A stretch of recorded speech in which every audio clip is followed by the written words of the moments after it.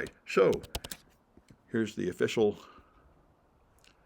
chapter for today is chapter 3, how to prepare for an incident. So when you have a security incident, it's always the same thing you want to know. You want to know what is the damage, how did they get in, and then how do we stop it, and how do we take action to prevent them from coming back. All these are pretty obvious. These are the fundamental goals. And of course, you can only do this stuff if you've prepared for this. So you have to prepare the organization, the IR team, and your network infrastructure to make it possible to efficiently answer those questions. So to prepare the organization, you're going to have to decide what risks your company has and what policies would help you respond to it, and educate users. Now, you also have to deal with third-party risk, your outsourced IT, which is a huge problem. Many people get hacked through the third parties, and you may have to cross national boundaries, which can cause a lot of troubles. And the last one here is interesting and controversial. Every company I work for, all the consultancy I work for, have a bunch of training you have to do on phishing and such. And there is a belief that if you train your staff, they won't click on phishing links. But all the tests of this seem to say that is not true. A lot of people say it's useless training the end users. You have to just have technical solutions. But anyway, the current belief is that everybody needs to get trained on security and that will benefit your organization. And so everybody has these really tedious training programs you have to go through every year. And it's highly debatable how well it works. Anyway, to identify your risks, you have to determine your assets. Your reputation is an asset. The confidential business and potentially identifiable information you have is an asset. And your payment information, like credit card numbers, is an asset. These are all things you want to protect from the bad guys. And then you have exposures, which are the weaknesses by which someone might come steal your stuff, like old software that's not patched, anything connected to the internet, and your employees. Your employees are usually your greatest cause of security incidents because they make mistakes. But they can also be disgruntled and take bribes. And this is, I think, one of the most common ways to get into networks is to just go on Telegram and buy credentials from employees that are just disgruntled and will sell you valid credentials. So your threat actors, your internet exposed stuff can be accessed by anyone from the internet, so your threat actors are basically the whole world. For physical attacks, they have to get in the building, so your physical locks and security guards and fences will help there. And so policies that help promote successful IR, the acceptable use policy is what people agree to use your systems. Your security policy specifies your security goals and how your management works. Your policy for remote access is really important. How do people remotely connect to your network, especially now? Like we were just talking here, most of the people are now attending this class remotely. Most people now work remotely. Therefore, you don't even have control of what building they're in. And therefore, if anybody steals remote access, they can connect from somewhere far away, and you won't know who they are. This is a big issue. So an outsourced IT, this is third-party risk, like I talked about. Other companies you work with are often your weakest link. So you may not be able to get them to do things like change their authentication. You may not be able to get log files. You may not have access to them. And so you have to have a service level agreement when you originally contract out for work that includes these considerations. We must have access to the log files. You must meet a certain security level. You must respond within a certain amount of time to our requests for information or help. It's a big deal. And like I say, global infrastructure is a huge problem if you're a multinational organization or if you outsource to foreign actors. Then you've got a lot of problems. Team coordination across time zones. You probably can't move large things like disk images. Privacy and labor regulations are different. And you don't really have a realistic option of suing people. This is one of the problems with outsourcing to foreign workers. Let me just check for comments in the Twitch. And there are none. Okay. All right. So you can educate users on how they're targeted, like phishing. Tell them what to do. It'd be nice if your users know what to do if they do have a security incident, who to contact. You don't want random people doing an amateur investigation because they're more likely to just destroy evidence than solve a problem. And another big problem, of course, is unauthorized software. People bring in games and devices from home and connect them to your network, and that's a risk. Yeah, that's why. In fact, one big problem with games at work is that gamers cheat at games, and they often cheat by using denial of service attacks. So people that run games at work can in fact attract attacks that wouldn't have come in otherwise. Such as Xbox or something. Yeah, or any of these games where you're going around doing something, and if they send a flood of packets, it slows you down, so you lose. Yeah, and also, of course, the games themselves are probably not secure. So let's try a Kahoot. I've got them over here.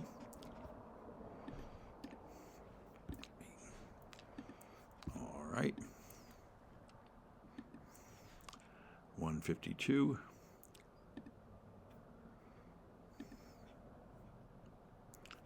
This is 3A, and there it is.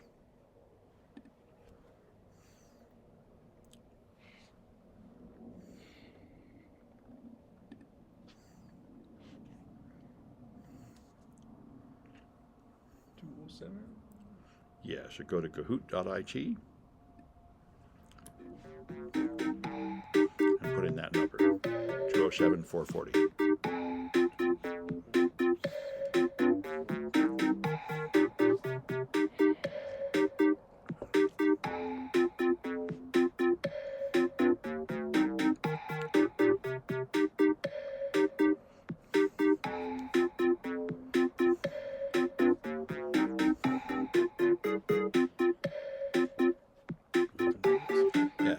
Kahoot.it and put in that number if you want to play the game.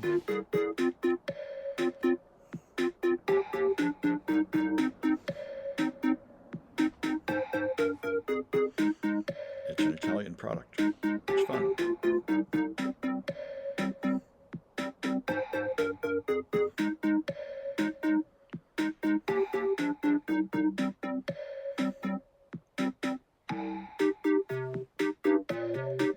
Looks like we're still on Twitch. Yeah, go to Kahoot.it, just press enter up there. Yeah, Kahoot.it, click there and press enter.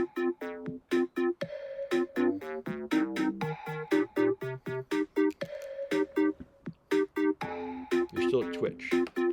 Let's see, up here. Then enter down there somewhere. Yeah, go.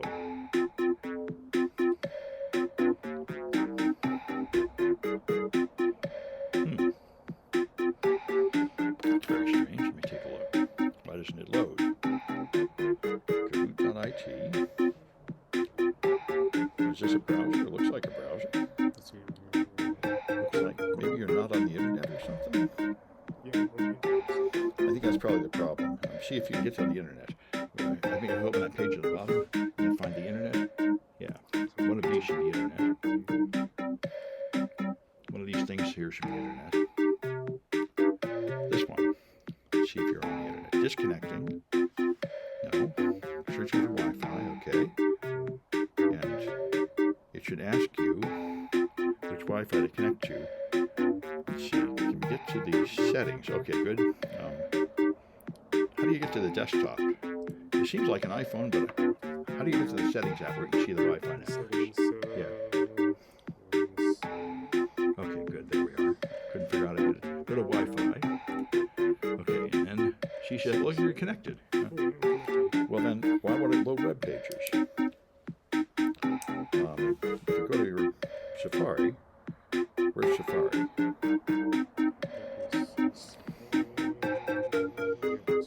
Okay, and you should be able to. They should be able to make another tab here. If I go here, here we are. No, this will work. We should be able to make another tab, and then go to there, Kahoot.it. No, that's .com. Go to IT. There, it was that other browser. I don't know what that other browser you were using was doing, but this should do it. Is that right? Are you at Kahoot.com? Yeah, it looks like you're in. Yeah, you're in. Good. All right. And once you're there, put in this number and a name of some kind.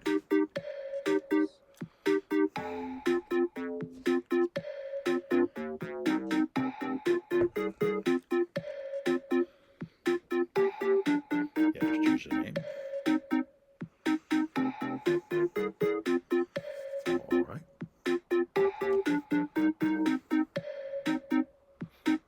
That's you. Good. Okay, good. So we got everybody that's coming. Let's give it a try.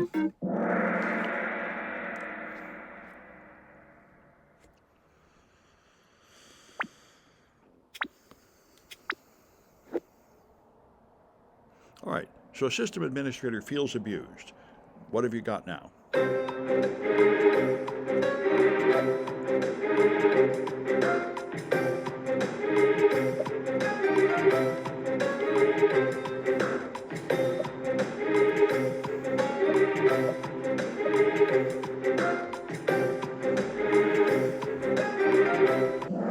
That's an exposure. It's a weakness that might lead to a security problem.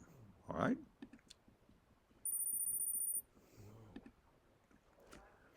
All right. Which item increases responsiveness with outsourced IT?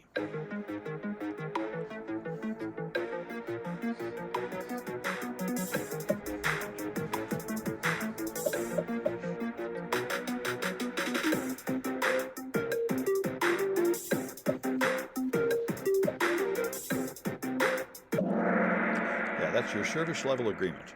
You make a previous deal with them, then they promise to respond within a certain amount of time. All right, what problem is reduced by educating users?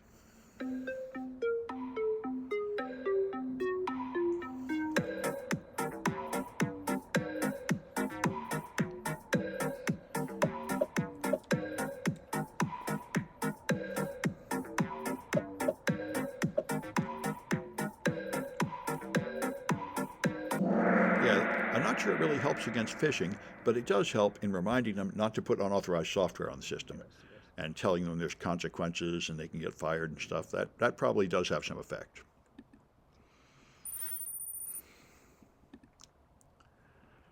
All right, what situation may make examining log files difficult or impossible?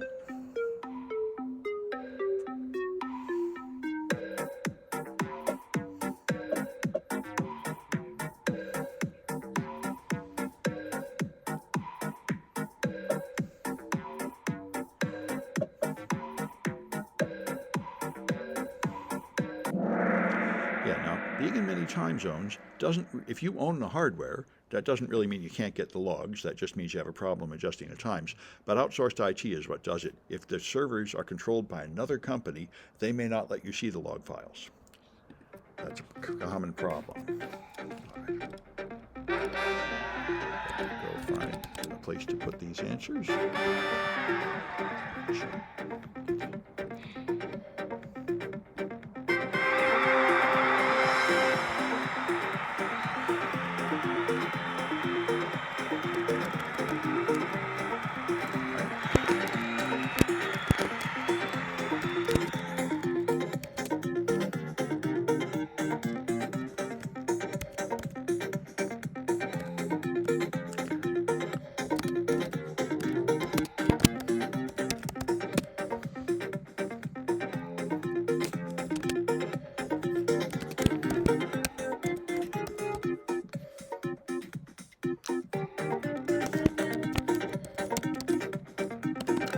Good. So, I'll carry on here. Get to the right place. There we go. All right, so your IR team itself has to be prepared. So you define your mission. You're going to respond to the incidents, but you're going to have an organized, formal process and do an investigation to decide whether an intrusion actually occurred. And if it has, then figure out the scope is your first issue. How big is the problem? Because the first thing you have to do is contain the problem. If there's a virus, you want to stop it from spreading. You want to find out how much of your network is compromised, and then collect evidence and gather other support as needed for the investigation. You'll have to protect privacy rights as much as you can. You're going to try to protect your private data. You're going to have proper connections with law enforcement and legal, and then keep it confidential. We mentioned this last time. You don't make any public statements until you have resolved things privately, and then have your PR team and your legal team make a careful public statement. And then you may have to go to court and provide expert testimony, testifying about things. And you certainly have to provide your management with recommendations of what to do about this and how to prevent it in the future. So your legal counsel will want to be included, and that should include this confidentiality note. If you include this note in emails and other documents, that means it cannot be disclosed in court if a lawsuit comes out of this. It's very important. Failure to include this note almost cost Google $2 billion when they were sued by Oracle for using Java, because they failed to put this note on all the emails discussing how Android apps would be written. And one of the early Android engineers wrote an email saying, I don't think we should use Java because Java is proprietary and will owe royalties. And they put a confidentiality note on that message, but somebody repeated it without the note. And by the way, the law says if even one copy has this note, all of them are protected by it, but the e-discovery team that searched through the network to find the evidence did not figure that out. So that went to Sun. And they saw that as a confession that they knew what they were doing was illegal. And that led to years of lawsuits and a huge risk. So it's important. That's why you see that message all over the place. So another problem is your attackers may monitor your activities. This became famous when Kevin Mitnick, who was the #1 wanted hacker in the 80s and 90s, I think, he ran around hacking telephone networks, and he hacked the FBI's telephone network, so he knew where they were and what they were doing. So he was always one step ahead of them. And your bad guys do that too. They're on your networks, they're reading your email. So you have to have other ways of communicating. And that's why you watch everything. You encrypt what you can. You monitor who's on your conference calls. I've noticed all the corporations I consult for are very careful about this. Every time you start a meeting, they make sure they know everybody's on the meeting. One common thing, if you use Zoom or Teams, is you can connect by telephone. But if you do, you might come in with just a phone number. And they will stop and make sure they know who you are, which is what they should do. They know who's on all the meetings. All right. And you can get encrypted certificates for free from Let's Encrypt now. GlobalSign did it first, but now Let's Encrypt will give you certificates for all kinds of purposes to encrypt your traffic. And with external parties, like I say, you often do have to make reports to government agencies and lawyers and such. And you're going to have to, this should be done by your public relations and legal office who know how to carefully say the right thing. Don't have some other people making amateur communications with outside agencies, or you'll just get in trouble. And so there's a lot of reports that are deliverable. You have to have a status report updating people inside your company, perhaps daily or frequently. The live response reports are data gathered from a machine to see if it's infected, and we're going to do a lot of those at Velociraptor later in the course. And forensic examination is very similar. And malware analysis and intrusion investigation, these are all various reports and the evidence you gather. And eventually you'll have a final report, but the draft reports are just circulated inside the company to alert people. So you can find an IR team that's trained if they go to one of the main training events for cybersecurity like Carnegie Mellon or SANS. But there aren't very many programs to train you in this. And they need hardware. So you're going to need encrypted data storage, and you're going to need encrypted media to move data around. So you can encrypt the where you store data, either as a portable device or a fixed device. And in the field, in forensics, you want a powerful laptop computer that can handle a lot of data fast because you have to image whole machines. Like I mentioned before, this is something you tend to avoid in incident response, but sometimes you have to do it. Like this machine was involved in the crime, and we need to take evidence we can take to court. We want to know all the data off this machine. So at the office, you may have a dedicated forensic lab, which will be the FBI certainly has these, and the larger companies, just a room just for this with secure storage, usually a safe to store all the evidence, and a whole bunch of very powerful machines to analyze and copy all the data you're taking off these machines involved in crime. And write blocking kits are essential so you can remove data from machines without altering it. And these things cost about $300 now. They're really little computers all by themselves. And mobile devices are a huge problem for everybody because there are so many different phones and tablets, and they all have different connectors and operating systems. So you can spend like $10,000 and get a kit which is the size of a suitcase, which has hundreds of adapters to connect all of these. Corporations actually usually have it easier because they're just one official company phone, and it's all the same. Police are the ones that have the huge outfits because they seize stuff from crime scenes, and they're getting random, old, strange stuff, and they have to try to somehow get the data off all that stuff. So you have a lot of storage devices to store all the data, and lots of cables and buses and everything to connect to all the different devices and all the computer maintenance equipment to take apart all the various laptops and phones and everything you're going to get. Or you can, of course, outsource all that. For example, Drive Savers in Novato is one of the world's leader in this, I think. They're excellent. You can send anything to them. They can take it apart, they can gather the evidence, and they have staff that will go to court and testify about the evidence. So you could outsource it all to a company like that, and that's probably what a small business should do. Anyway, then to monitor your network, you want to capture network traffic to get data to put into something like Splunk. So if you have to monitor it in a temporary basis because you believe there's something happening right now, then you can just connect a laptop to the network, but more often you have a more permanent rack-mounted system with a one-unit device just to collect the network traffic. And there are special distributions just for this purpose, the most famous one being Security Onion. That's the free one. That's a Linux distribution that will gather data off the wire. I taught it a few times a few years ago in this class. The early versions of it were very buggy and limited. I think it's gotten better now.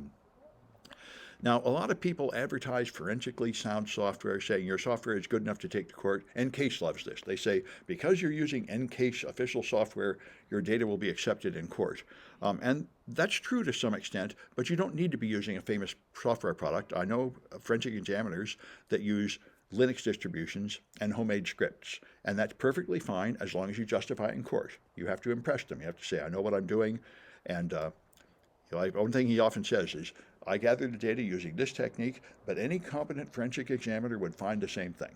And when you go to court, you hire the prosecution hires a forensic examiner, and the defense hires a forensic examiner, and they both separately examine the evidence. And so, anything is good as long as it works, and as long as you can confidently and clearly explain why it worked.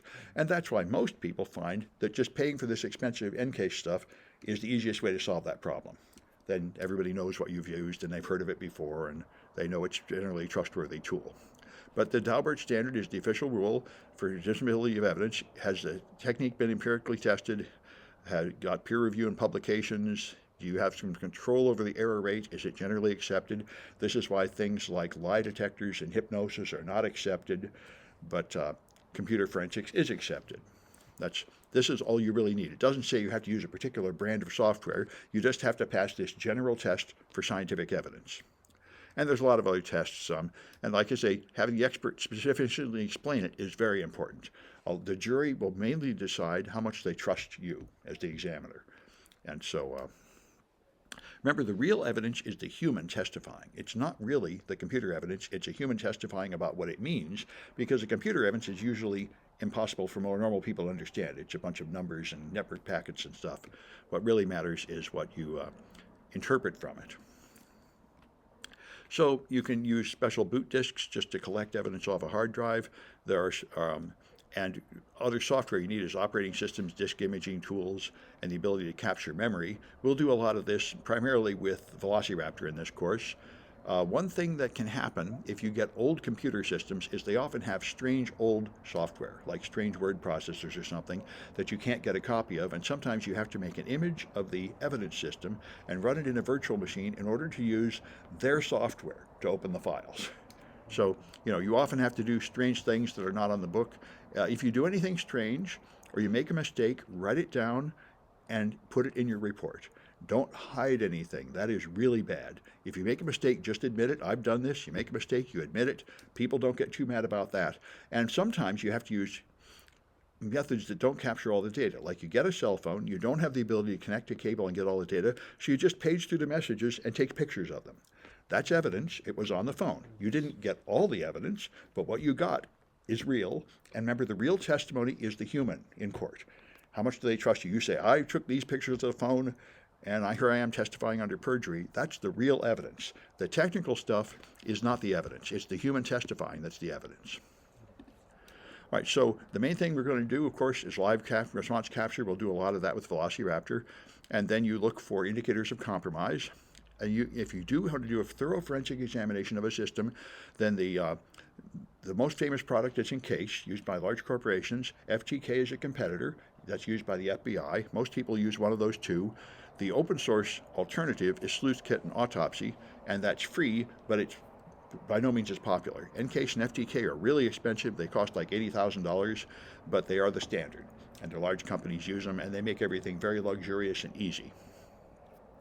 So Velociraptor is the one we're going to use for live response. This is very powerful, very easy to use, and it replaces, I used to have a dozen different forensic tools in this course, and I don't have to have them anymore. They're all included in this tool.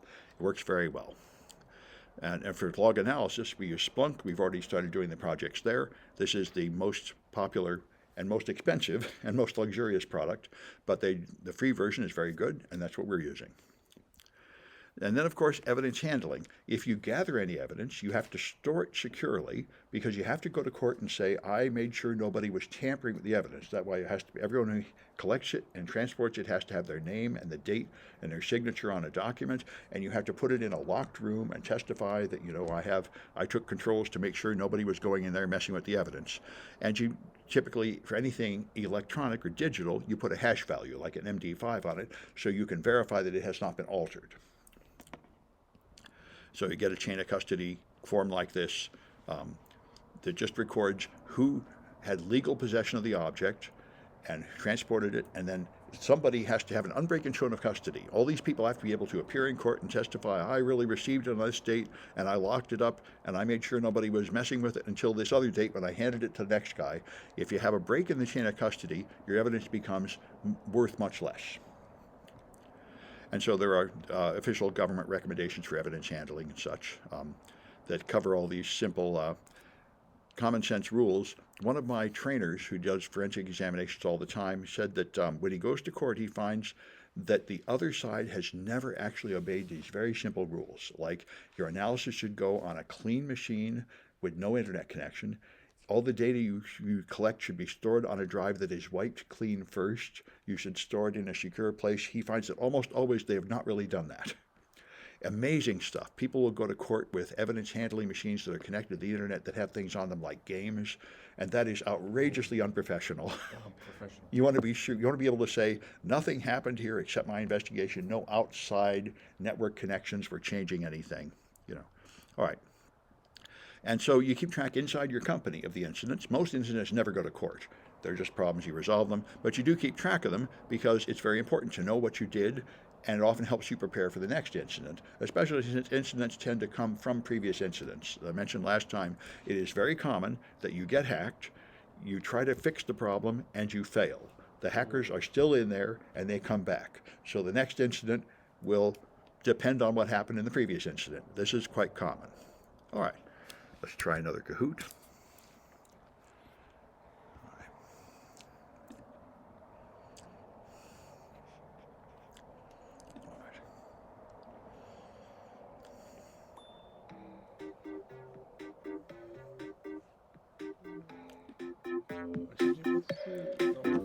It's 374-065. 065.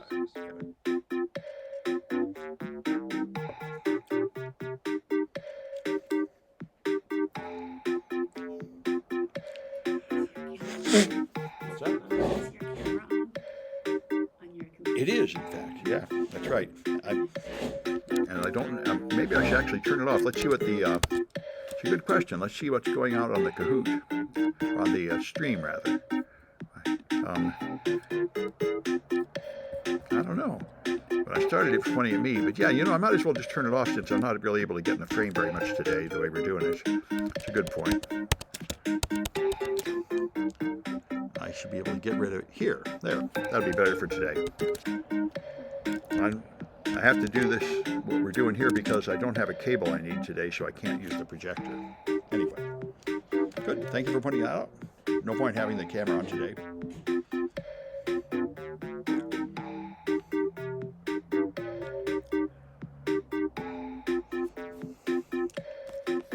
Did you guys get in? Yep. Okay. You're in? Yes. Okay, good. All right. Well, let's carry on then.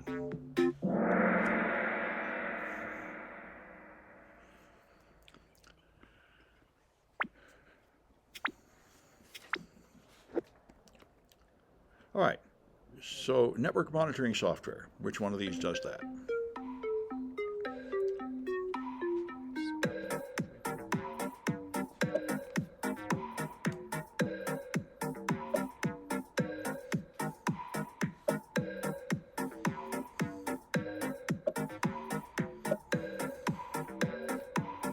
All right, that's Security Onion, the free version. Yep, Yep. good, good. All right, I'm glad it tells you when you're correct. That's good. All right, what item will protect data on a stolen laptop?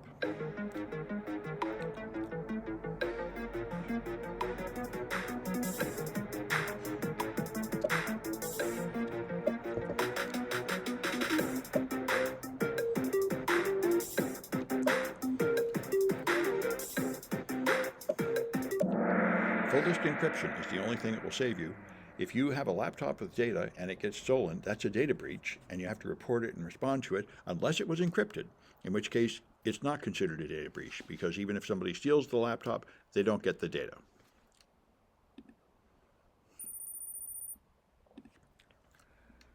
All right, so which item prevents an email from being discoverable?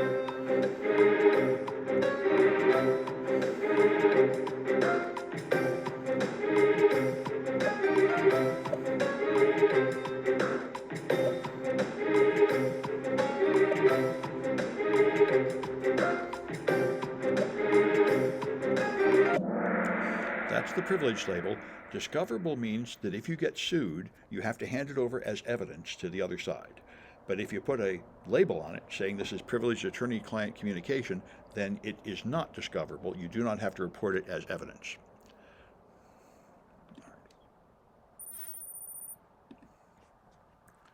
All right, which one of these will collect information about running processes?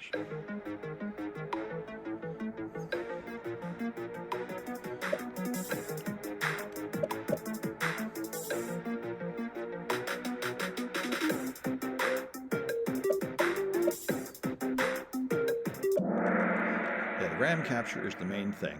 Now, you could argue it's part of a forensic suite, but the RAM capture is the main thing. Log analysis won't tell you unless you have logged running processes, which a lot of people don't.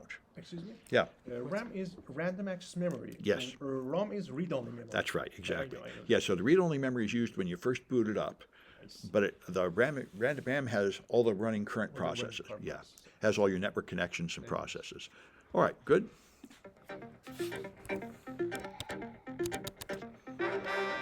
Right.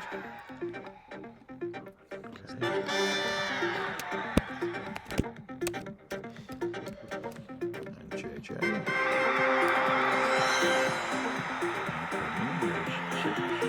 Good. All right. Good. All right, let's carry on. Okay, so you've got an internal knowledge repository like a wiki or something, keeps track of all the things, just like your help desk has a ticketing system. Your instant response system should have some kind of system to record what you did and who did it. And it should be searchable. And what's going on here? All right, there we are. So prepare the infrastructure. You've got various problem areas. Your devices may be poorly configured. This is extremely common. Your device has an old version or it has a default password or something. That's often how people get in. You should consider how to segment your network. There was a huge breach in the last week or two of a AI system for help desk. I forget the name right now, but there's an AI system used by hundreds of huge companies, and they lost a API key. Someone got in, and from getting into that one company, they got into hundreds of other companies. And they should have had that segmented. So getting in doesn't give you directly access to all those other companies. That would have been better. That's why you segment your network into chunks and limit communication between the chunks so a problem can't spread from one part to the rest. And your computing devices are risky. By the way, one huge thing that's happened in the last several years is the number one way people get into networks is now they hack your external devices, VPNs, firewalls, and routers. It used to be they would take over the computers, but now they mostly take over the edge devices, in corporate attacks anyway, and that's a huge problem because those edge devices typically do not have any antivirus, and they typically don't even have any integrity checks. There's no way to verify that they haven't been hacked. That's why I've been talking about this for like a year on Pulse Security Weekly. We really need more security on the edge devices. But right now, they're the weak spot.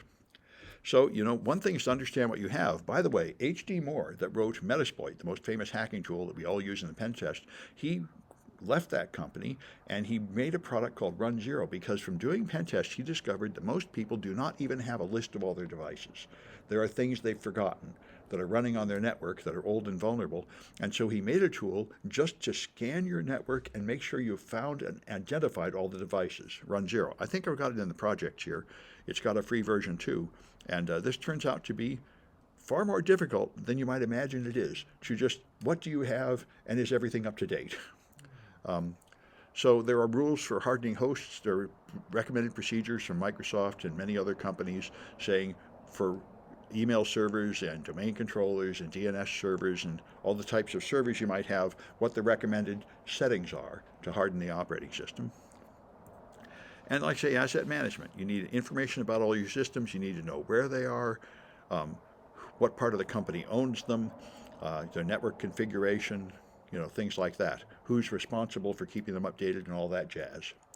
So you perform a survey, find out the operating systems, all your hardware, network diagram, all your security software, your management software, and your endpoint applications like word processors and your business applications. All these things have to be considered and kept up to date and, have the security consequences of using them thought through. That's why most companies, to make this simple, they just use the Microsoft everything. Then it all works together, and then there's a nice simple rule. So you got to use Internet Explorer, I guess Edge now, and always Microsoft Office and never anything else, because then there's a limit to how many versions of everything they have to control. Passwords, attackers typically steal them by thousands at a time. And also people keep reusing common passwords that are in dumps. The passwords are really going out. Everyone is getting fed up with it. They're too easy to hack through. Most people are switching to two-factor authentication. Now some of them are switching to passkeys, which are a cryptographic way of having authentication without a password. But anyway, unfortunately, almost no company has moved to 100% two-factor authentication. They typically still have passwords controlling the service accounts. The services run in the background of your computer and of every device. These are things running that nobody logged in, nobody's in control of them. They're offering services to others. There are about more than 100 running on a Windows machine, and they have to log on as a service. And often they have to log on to another computer on the network to do something like fetch email or send messages across. So these other non-human identities are authenticating in your network, and typically those passwords are never updated. And people don't think about them. Sometimes they're not even logged well. So this is a very common way for attackers to get in, to compromise a service account and go in through that. And most companies don't have good defenses for that. So you should also have software metering. One reason people do it is just to meet the software license requirements. Like if you have Photoshop, you have to say how many copies of Photoshop are running and make sure you're paid for them all. But performance monitoring is also big. How heavily burdened are our systems and do we need to upgrade them? Your firewalls, event error, and access logs are all helpful. And as we're seeing in the projects, a centralized system like Splunk is very helpful. Where all those logs go to one place, you can search them all in one place. There's a lot of centralized logging systems out there. Splunk is the most popular, but there's many others. Elk is the free thing you'll get with Security Onion. Elasticsearch, Logstash, and Kibana are 3 open source products that approximately do what Splunk does. It's just more difficult to set up and more difficult to use, which is always the penalty when you use free stuff. And then they recommend retaining log data for at least a year. That's what PCI DSS requires. If you take credit card numbers, you must retain the data for a year. It can be quite expensive to store all this data. This is one common issue, but the longer you store the data, the better off you are. And you should log on Windows more than most is logged by default. Log on and log off, of course, because that's how you'll detect who's using the system and also who's trying to get in by trying to log in many times. Users and groups, process creation and termination, and forward all these events to a centralized logging system is the right way to protect your network. Although small businesses usually don't have that option. And on Unix, the same kind of thing, process accounting and forward all events to a centralized logging system. And from applications, all your applications have logs. Web server, firewall logs, your database applications, your DHCP, network protocol, DNS queries, and whatever you have. All your applications have logs, and all those should be being forwarded to your central log management too, so you can use that to find out what's going on. When somebody hacks in, one of the first things they usually do is go to your database and steal all your data, and so your database log would help you catch them and see what they did. And your antivirus and intrusion protection systems are having alerts and information about what they detected and if they get turned off, and you'd like to have all that happen. And your antivirus will also capture viruses. By default, it will usually delete them. You don't want that in a company. You don't want it to delete them. You want it to send them to a safe place of quarantine so you can examine them and see what kind of viruses there are. That's very important. And by the way, you don't even want to send it up to a vendor like VirusTotal. They often want to send it back to the vendor, but the problem is it might contain sensitive data. The thing that triggered it might already have harvested some data from your system. And also, attackers, now low-level attackers, will just send the same virus to 1 million people. And that's what your antivirus is mainly intended to prevent. But higher-level attackers will customize the virus and send a different version to everybody. And then when it gets reported, they know who caught them. And you don't want to let the bad guys know you caught them until you're ready. You analyze the situation without alerting them until you figure it all out, and then you have a single eradication event where you kick them off and close all the doors. That's the right way to do it. So you don't want to send any clues out that you're doing an investigation, not until you're ready. So you have investigative tools out there. Access Data, who makes FTK, and Encase and Mandiant all make products that can secure your environment. So you can do it with homemade shell scripts and Windows Management Implementation scripts. That's a Windows remote control product built into Windows you can use to make requests from other machines. You can use those for investigation, but in our case, we're mostly going to use Velociraptor, which is a fairly new product and very wonderful, and means you don't have to pay for this expensive stuff or write all this custom stuff. Everything I've needed has always been already built in Velociraptor. So there's a lot of other things you can do. You got to have a patching solution to make sure everything's up to date. Moving to two-factor is what everybody is pretty much in a stage of moving to two-factor for everything. Don't let users have administrative access. Have antivirus and firewalls. Get rid of your end-of-life systems. Application whitelisting is very powerful. Now it's called allow listing, but the point is the old antiviruses try to enumerate all the bad stuff in the world and remove all the bad stuff. And that's kind of a losing game. There's always new bad stuff. What's more effective is to enumerate the good stuff and only let known good stuff run. The problem with that is every time you have a patch or an update, you have to update your list of good stuff, and that's a lot of work. But that's safer if you can do it. Nothing will run except approved things. And so if you have network segmentation, you'll have regions like internal services, IT support, sales, engineering, finance, and web services. And instead of just putting it all in one flat network where everybody can reach everything, you break it into groups and then have firewalls between them. So you limit what communication can go from one area to another. So if somebody gets in your web server, which is very likely because that's wide open to the world, then you're going to have barriers to block them from getting to like your finance division. And so those are controls. You have traffic filters and hopefully two-factor authentication for connections crossing significant borders. This worked, for example, when Target got hacked. It took the bad guys got in through the air conditioning system, the HVAC contractor, and then they were in some limited system like in engineering. It took them a long time to get to where the credit card numbers were, and then they were in there for months planning how to do this until they found out how to collect the credit card numbers, and then they had great trouble getting them out, because you don't let outgoing connections go directly from the inside the network, so they had to hop from machine to machine to try to find their way out, and they had to try to obscure the data so you wouldn't see what was leaving. So that's a properly secure network makes every step difficult for the bad guys. All right. So remote procedure calls are how Microsoft machines request another machine to run a process, and they're available for file sharing, and you also get remote administration. If you have a password, you can launch a process on another machine. This is why a whole generation of viruses right up through Windows XP almost always use these ports and Microsoft remote procedure calls. Remote procedure calls, unfortunately, include a lot of software that was written decades ago that's out of date and insecure. So this was responsible for a whole lot of virus spreading. And just another example of a segmented network, with showing how the different, only certain kinds of traffic are permitted between each point to try to limit the spread of bad guys. And that's access control. You control the traffic between zones, and like I say, servers should not be allowed to send outbound traffic to the internet. Last time we saw that in Splunk, we found the backwards going traffic, which was the server going directly to the internet, which should have been blocked by a firewall, and it wasn't in that network. That was one of their mistakes.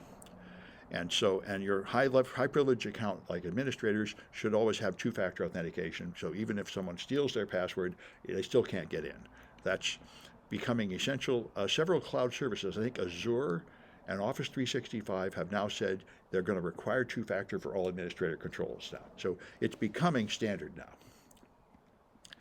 And you don't want to allow traffic between the machines on your network. This is something, for example, Starbucks has port isolation. If you sit at Starbucks and use the Wi-Fi and somebody else is using the Wi-Fi, you cannot send any traffic from one customer to another. They're all isolated. Each one is on there effectively.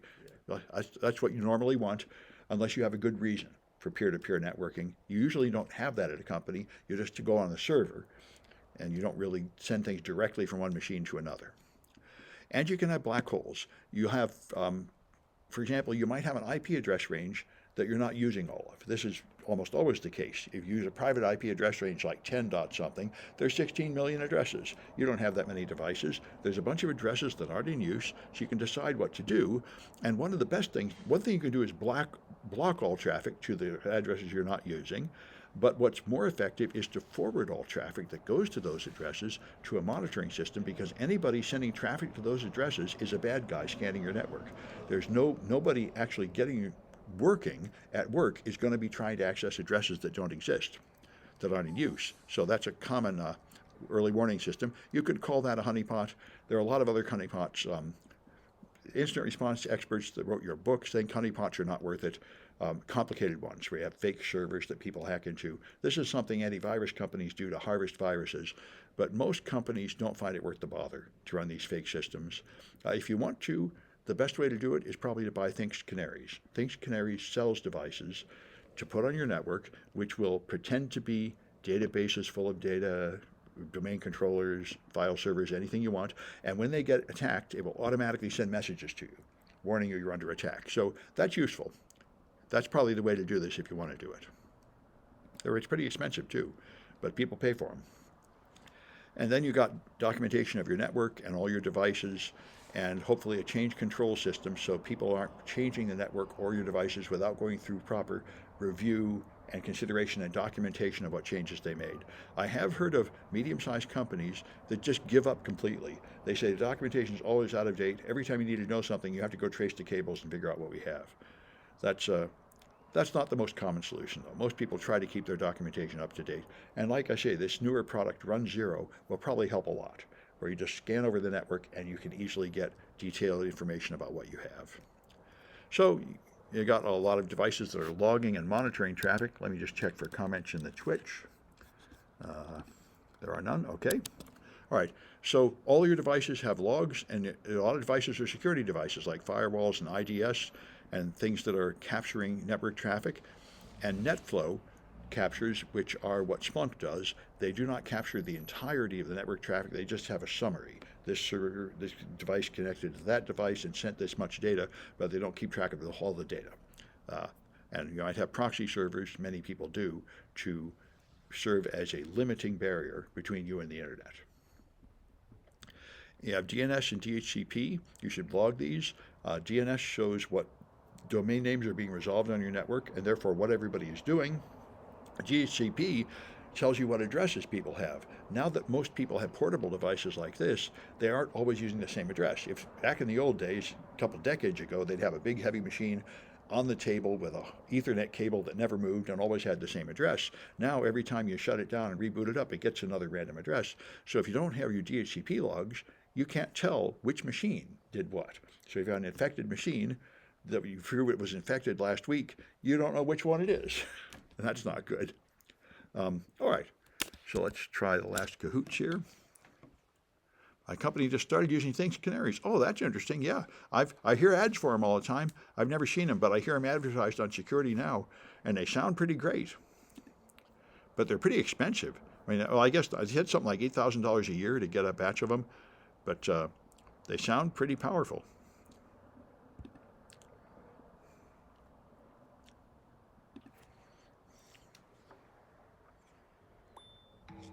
What's the number? 113? Yeah, 113891. 890.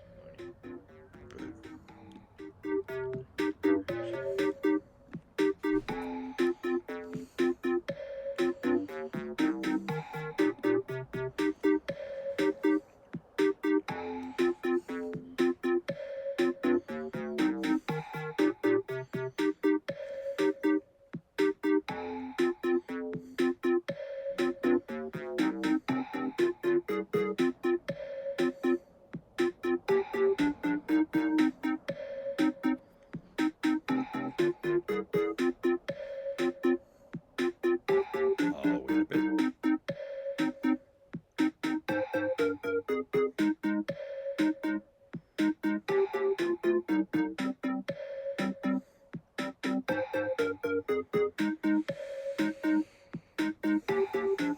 All right.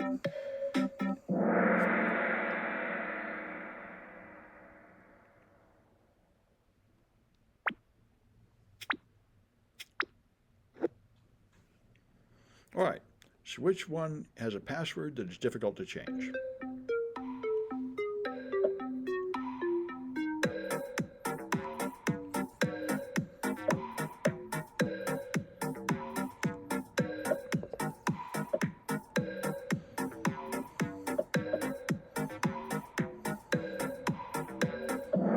The service accounts with their non-human identities, they're considered a weak spot these days. Automated processes connecting from one machine to another.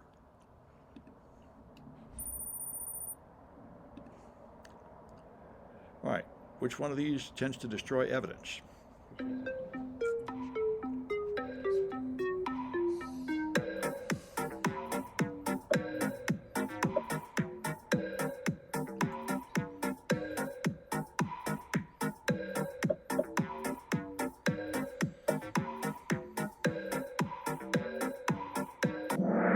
Antivirus tends to erase the viruses, and that destroys that evidence. All right.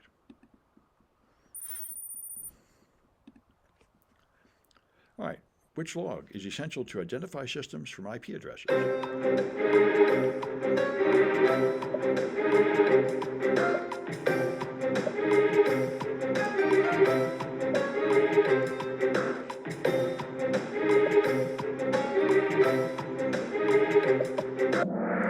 DHCP will let you move from the IP address to the MAC address.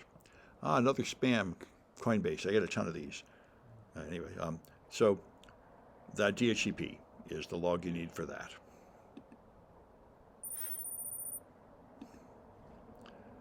And which one is a dangerous Microsoft feature?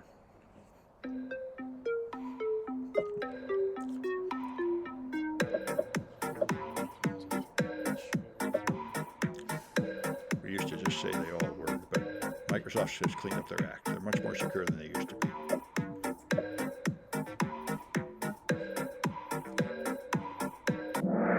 RPC, remote procedure calls. Those are the ones that tend to lead to a lot of trouble. All right, which one will reduce the risk from stolen passwords?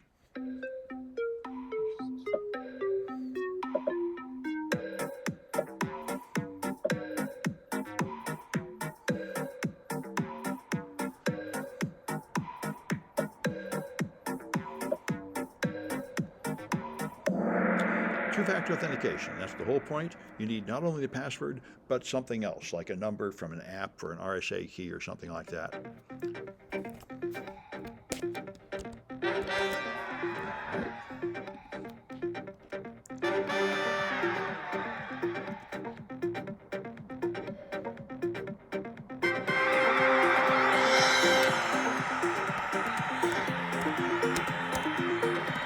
All right, so stop this recording.